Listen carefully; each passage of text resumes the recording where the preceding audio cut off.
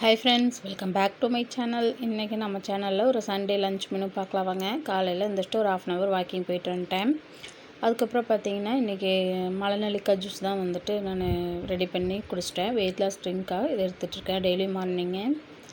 இது நல்லா வந்துட்டு வெயிட் லாஸ் ஹெல்ப்ஃபுல்லாக இருக்கும், ட்ரை பண்ணி பாருங்கள். அதுக்கப்புறம் பார்த்திங்கன்னா அவங்க அப்பா பால் வாங்குறதுக்காக கிளம்புனாங்க. குட்டீஸ் 2 பேருமே பார்த்துட்டிங்கன்னா காலையில் 6:30க்கே பால் வாங்குறதுக்கு கிளம்பிட்டாங்க. 2 பேர் பாய் சொல்லிவிட்டு கிளம்பிட்டாங்க. அப்புறம் பார்த்திங்கன்னா பிரேக்ஃபாஸ்ட்டுக்கு வந்துட்டு நிலக்கடலை சட்னியும் தோசையும் தான் ரெடி பண்ணியிருந்தேன். நிலக்கடலை சட்னி எப்படி அரைக்கிறதுன்னு ஆல்ரெடி நம்ம சேனலில் போட்டிருக்கேன், மறக்காமல் ட்ரை பண்ணி பாருங்கள்.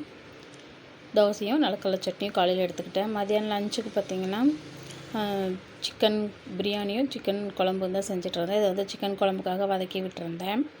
இந்த சைடு பார்த்திங்கன்னா சிக்கன் பிரியாணி செய்ய ஆரம்பிச்சிட்டேங்க. சிக்கன் பிரியாணிக்கு ஃபஸ்ட்டு வந்துட்டு நெய் 2 டேபிள் ஸ்பூன் ஆட் பண்ணிக்கோங்க. ஆட் பண்ணிவிட்டு நெய் நல்லா வந்துட்டு உருகுனதுக்கப்புறம் ஆயில் 2 டேபிள் ஸ்பூன் ஊற்றிக்கோங்க.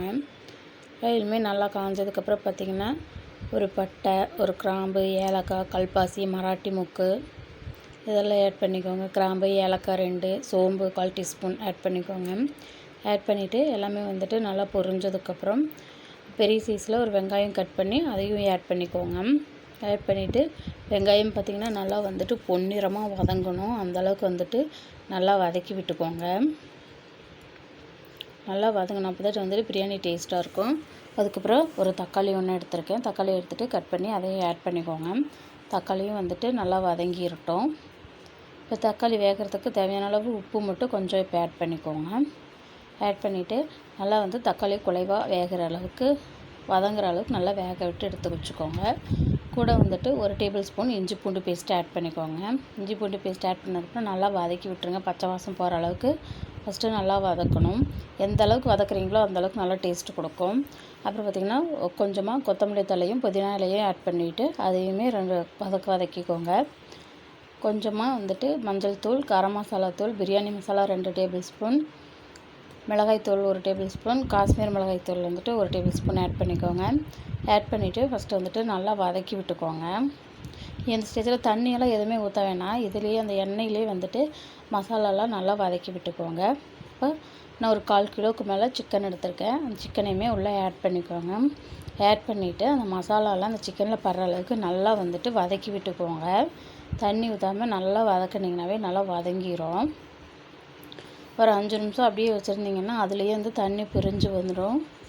இந்த சைடு பார்த்திங்கன்னா நான் சிக்கன் வறுவலுக்கு ரெடி பண்ணிகிட்ருக்கேன். பார்த்திங்கன்னா நான் தண்ணி எதுவுமே ஊற்றலை. இப்போ பாருங்கள் நல்லா தண்ணி அதிலருந்தே வந்திருக்கு. நல்லா தண்ணி நல்லா சுண்டுற அளவுக்கு நல்லா வதக்கி விட்டுக்கோங்க. நான் இந்த டம்ளரில் 2 டம்ளர் வந்துட்டு அரிசி எடுத்திருக்கேன். 4 டம்ளர் தண்ணி ஊற்றிக்கோங்க. சீரக சம்பா அரிசி தான் எடுத்திருக்கேன். ஆட் பண்ணிவிட்டு நல்லா வதக்கி விட்டுக்கோங்க. அப்புறம் லாஸ்ட்டாக வந்துட்டு 2 டேபிள் ஸ்பூன் நெய் ஆட் பண்ணிக்கோங்க. ஆட் பண்ணிவிட்டு கொஞ்சமாக கொத்தமல்லி தழையும் புதினா இலையும் ஆட் பண்ணிக்கோங்க. நான் வந்துட்டு இந்த சிக்கன் வதங்குறப்பயே நீங்கள் வந்துட்டு தயிர் இல்லைன்னா லெமன் ஜூஸ் வந்து ஆட் பண்ணிக்கோங்க. நான் வந்துட்டு ஆட் பண்ண மறந்துட்டேன். லாஸ்ட்டாக வந்துட்டு லெமன் ஜூஸ் மட்டும் நான் ஆட் பண்ணியிருக்கேன். உங்கள்கிட்ட தயிர் இருந்தால் கூட நீங்கள் வந்து அந்த சிக்கன் வதங்குறப்பயே 2 டேபிள் ஸ்பூன் தயிர் போட்டு நல்லா வதக்கி விட்டுக்கோங்க.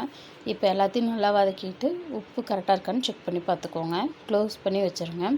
க்ளோஸ் பண்ணி வச்சிட்டிங்கன்னா ஒரு 3 விசில் வெட்டத்துக்கு அப்புறமா ஆஃப் பண்ணி ப்ரெஷர் ரிலீஸ் ஆனதுன்னு எடுத்துக்கோங்க. இப்போ பாருங்கள் உதிரி உதிரியாக சிக்கன் பிரியாணி வந்து சூப்பராக ரெடி ஆயிடுச்சு.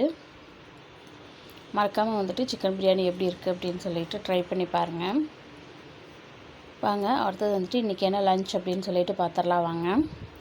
பார்த்திங்கன்னா சிக்கன் பிரியாணி செஞ்சுருக்கேன். அதுக்கப்புறம் வந்திங்கன்னா சிக்கன் குழம்பு, அதுக்கப்புறம் இங்கே வந்துட்டு ஒயிட் ரைஸ் வச்சுருக்கேன். இங்கே வந்து பார்த்திங்கன்னா ரசம், அதுக்கப்புறம் பார்த்திங்கன்னா முட்டை வேக வச்சு எடுத்து வச்சுருக்கேன். அதுக்கப்புறம் தயிர், அப்புறம் இங்கே சிக்கன் வறுவல் செஞ்சு வச்சுருக்கேன். தேங்க்யூ ஃபார் வாட்சிங். Please subscribe my channel.